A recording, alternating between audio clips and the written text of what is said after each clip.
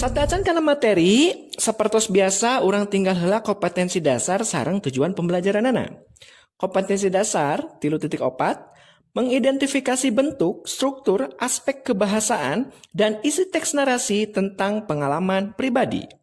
4.4 menyusun dan mengomunikasikan teks narasi tentang pengalaman pribadi dengan memperhatikan struktur teks dan aspek kebahasaan. Tujuan pembelajaran Nana, peserta didik diharapkan dapat mengidentifikasi bentuk, struktur, aspek kebahasaan, dan isi teks narasi tentang pengalaman pribadi, serta dapat menyusun dan mengomunikasikannya. Hayu urang guar materi ngenaan pengalaman pribadi. Pengalaman teh nyaeta segala rupa anu kaalaman ku hiji jalma, sedangkan pribadi nyaeta diri urang sorangan.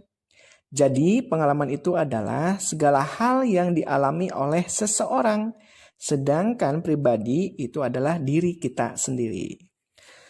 Pengalaman teh aya 2, hiji pengalaman sapopoe, 2 pengalaman luar biasa.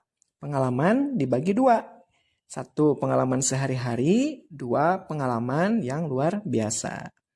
Pengalaman sapopoe nyaeta pengalaman anu biasa dilakukan atawa karandapan unggal poe.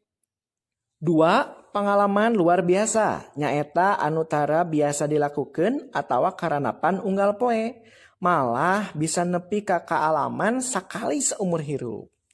Jadi pengalaman sehari-hari itu pengalaman yang biasa dilakukan atau yang sering kita alami sehari-hari.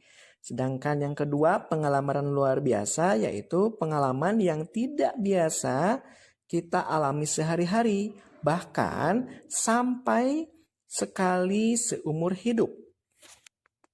Patalina jeung rarasaan pengalaman teh aya sababaraha rupa. Jadi berkaitan dengan rasa, pengalaman itu dibagi dalam beberapa bagian. Hiji, pengalaman pikaresepeun, yaitu pengalaman yang menyenangkan. 2, pikabungaheun, yaitu pengalaman yang membahagiakan. 3, pikasieun, yaitu pengalaman yang menakutkan. 4, pikaseureun, yang membuat ketawa. 5, pengalaman pikasediheun atau pengalaman sedih. 6, pikareueun atau pengalaman yang membanggakan jeung sajabana dan lain-lain. Pengalaman tiap jalma moal sarua jeung pengalaman jalma sejena, sok sanajan sarua caritana. Contoh, Cepot jeung Dawala indit bareng karya wisata ka Pangandaran, sarua waktu jeung tempat kajadianana. Keur Dawala eta pengalaman pikabungaheun, sabab manehna mimiti ningali basisir. Tapi keur Cepot eta pengalaman pikasediheun, sabab salian manehna geus sababaraha kali ka basisir ditambah pas harita HP-na leungit. Contoh, Cepot dan Dawala pergi bareng berwisata ke Pangandaran. Tentunya sama waktu dan tempatnya. Bagi Dawala itu pengalaman yang membahagiakan karena pertama kali melihat pantai.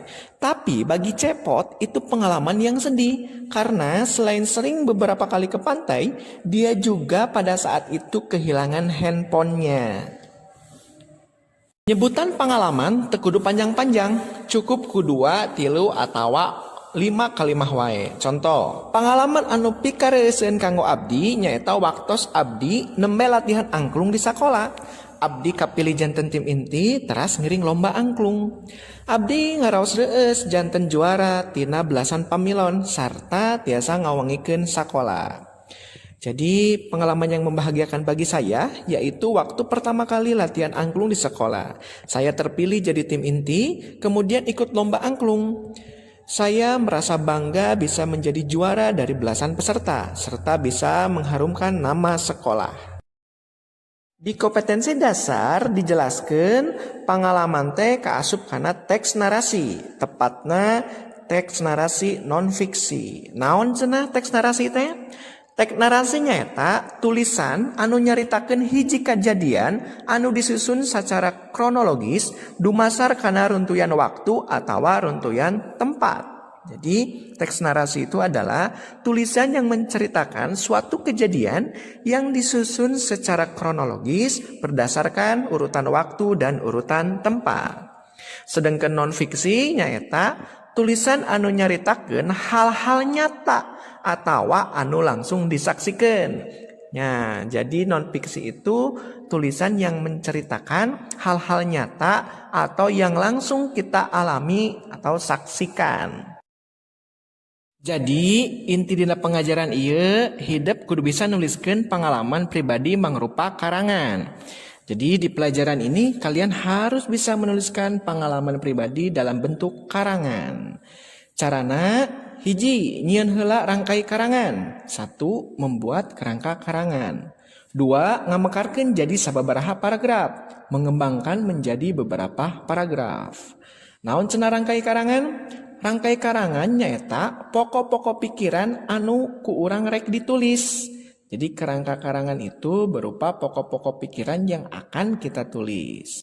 Gunana rangkai karangan ieu bisa dijadikan pedoman keur mekarkeun jadi paragraf. Jadi gunanya kerangka ini bisa dijadikan pedoman untuk mengembangkan menjadi paragraf.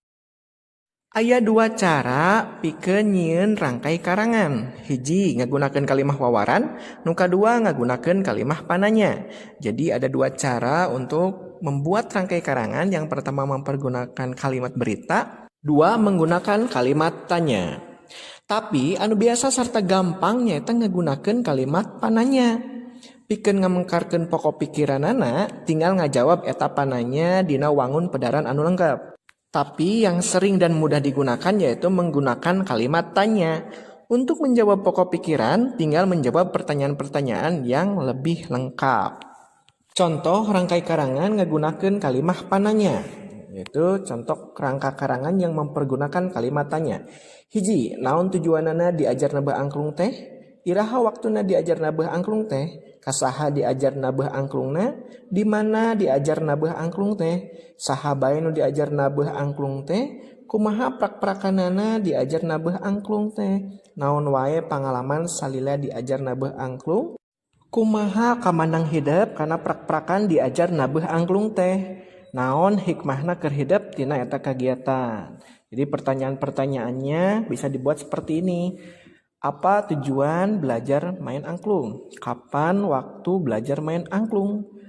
Kepada siapa belajar main angklung? Di mana belajar bermain angklung? Siapa saja yang belajar main angklung?